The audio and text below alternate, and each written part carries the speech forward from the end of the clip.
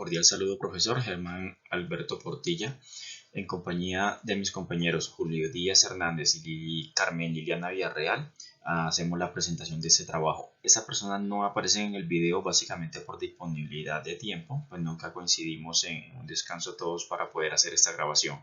Sin embargo, decidimos que yo hiciera la presentación, pero aclaro que ellos participaron activamente en la realización de este trabajo. Entonces empezamos con el primer punto, donde nosotros dice que había que determinar qué diseño metodológico y la unidad de análisis según las preguntas que hacía la guía. Entonces en el primero encontramos que es un estudio observacional descriptivo de corte transversal con una unidad de análisis que es la población. En el segundo es un estudio observacional descriptivo longitudinal, igualmente la unidad de análisis es la población. En el tercero el estudio es un estudio observacional analítico de controles, de casos y controles, con una unidad de análisis que es la literatura. En el cuarto es un estudio descriptivo transversal con una unidad de análisis que es el grupo de personas. Para el quinto son estudios ecológicos y la unidad de análisis es la población. Para el sexto, el estudio es un estudio observacional descriptivo poblacional o ecológico y la unidad de análisis también es la población. El séptimo es un estudio observacional descriptivo de corte transversal y una unidad de análisis que es el grupo de personas. En el octavo, nos damos cuenta que es un estudio observacional analítico de revisión sistemática y una unidad de análisis que es de casos. El noveno es un estudio experimental de ensayos clínicos controlados y la unidad de análisis es el método diagnóstico. Para el décimo, el estudio es un estudio experimental clínico controlados y la unidad de análisis es costo-efectividad. Y en este último punto es un estudio observacional experimental con una unidad de análisis para personas, una unidad de análisis de grupo de personas, En el siguiente punto hay que dar unas respuestas a unas preguntas ya planteadas, es el 4.1, que dice que Mariano tiene una granja de gallinas y bueno, en esa parte la respuesta que encontramos allí dice que es un estudio observacional descriptivo longitudinal. El cuarto punto, 4.2, donde dice que Mariano desea comprar las gallinas de su granja o comparar las gallinas de su granja con otras gallinas. Encontramos que esta persona realizó un estudio ecológico. En el quinto punto, donde dice que si se quiere llevar a cabo un estudio descriptivo que involucre enfermedad a largo plazo, entonces encontramos que este es un estudio descriptivo longitudinal. En el séptimo, nos dice que es un ejemplo de estudio descriptivo transversal en las opciones que nos dan. Encontramos que para esto es una encuesta de uso de anticonceptivos orales en población universitaria entre 20 y 25 años. En el séptimo, dice que una de las principales diferencias existentes entre los grupos descriptivos longitudinales versus estudios descriptivos analíticos de cortes, como respuesta encontramos que es un número de cortes presentes en el estudio.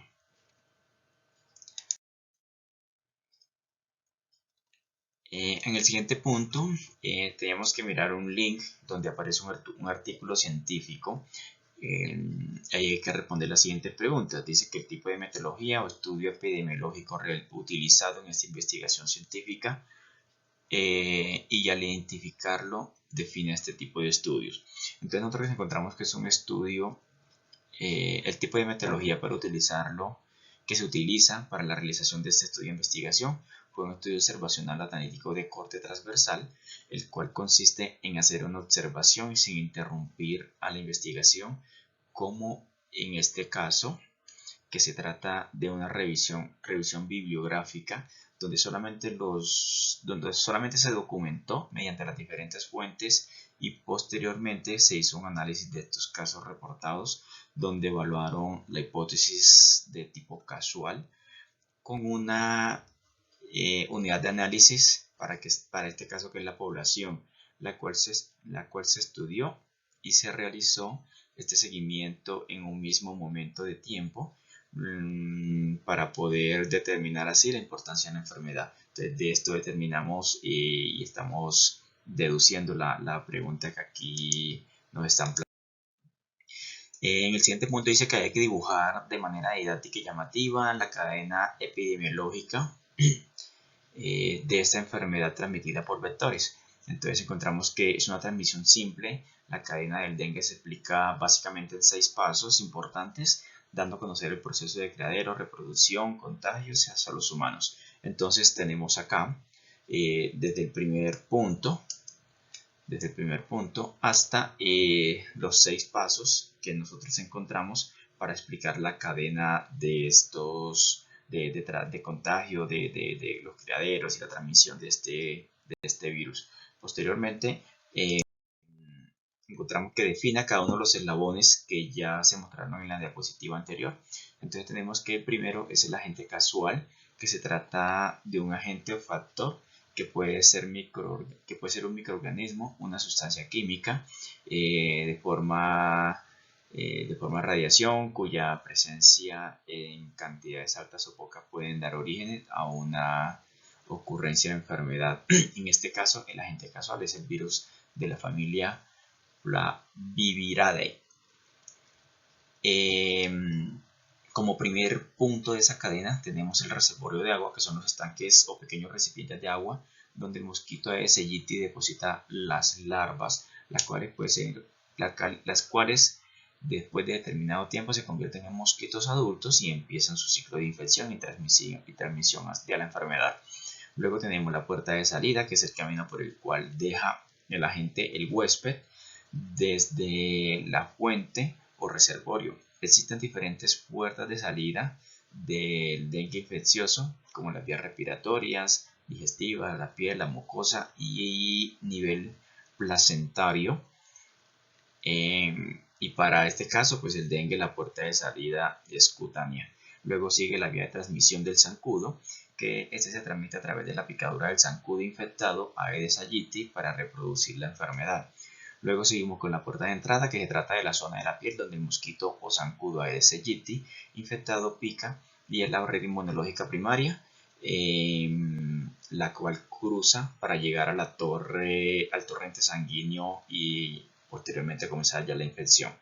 Y por último tenemos el hospedadero susceptible, que se trata del hombre o las personas que son las que finalmente el mosquito llega a picar, y es donde deposita sus huevecillos o la infección mejor, para ser transmitida.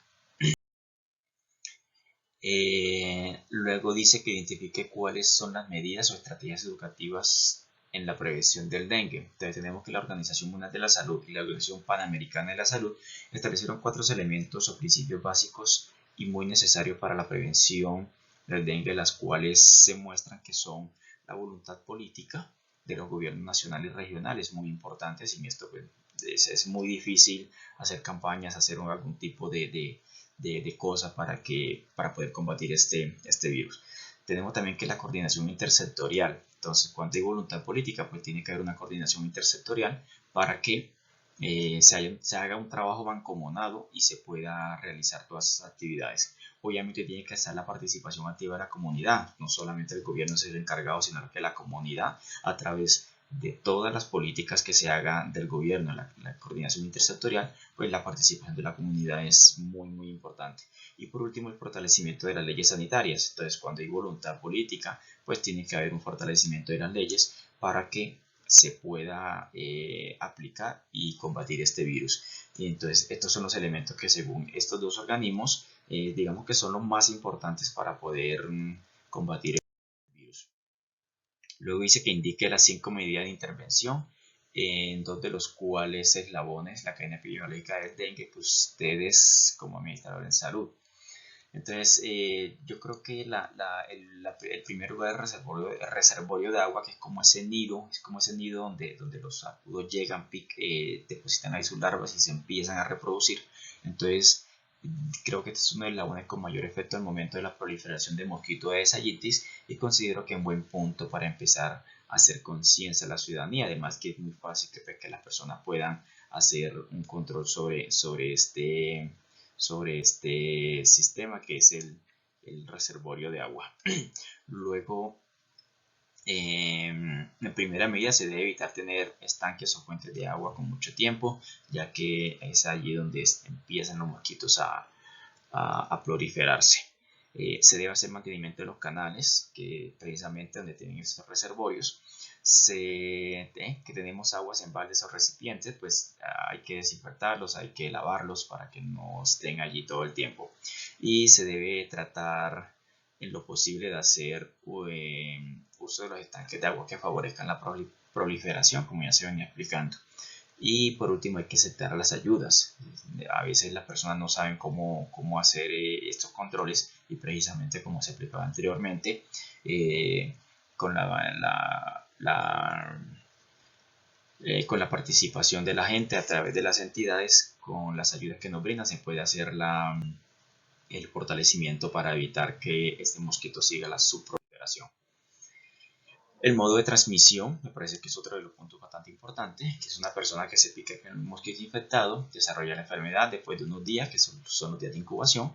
Por eso es necesario que se evite al máximo. Para ello existen diferentes alternativas, como evitar al máximo estanques de agua, que son los reservorios que ya veníamos explicando, usar repelentes en caso de que tengamos o vivamos en sitios donde se proliferen mosquitos, que es más que todo las partes tropicales. Tenemos que usar repelente, tenemos que utilizar una ropa adecuada para evitar que este mosquito nos llegue a picar. Al momento de dormir, pues hay que utilizar algún tipo de elemento para evitar que el mosquito esté ahí con nosotros, como toldillos, que son los más utilizados en este caso. Y recibir la información adecuada. Nuevamente aparece aquí, digamos, la información que nos puede aportar las entidades. Acá en el otro punto decía que hay que identificar por medio del link cuál es el departamento con más dengue y dengue grave y describir el departamento que presenta mayor número de casos. Entonces el departamento con mayor número de casos de dengue es el Meta. Recordemos que este es un departamento de zonas muy tropicales donde la proliferación de mosquitos se puede dar de forma muy fácil. Porque hay que tener en cuenta que el Meta es un clima de precipitación, de lluvia, donde más afecta habitualmente y está propenso a enfermedades epidemiológicas como el dengue. El dengue, su número absoluto es 12.335 con un porcentaje de 17.4, y el dengue grave, su número absoluto es 12.434 con un porcentaje de 17.3. Y por último, hacemos o dejamos aquí la presentación de este video para dar cumplimiento como tal a la explicación de esta actividad. Muchas gracias por su atención. Quedamos muy pendientes.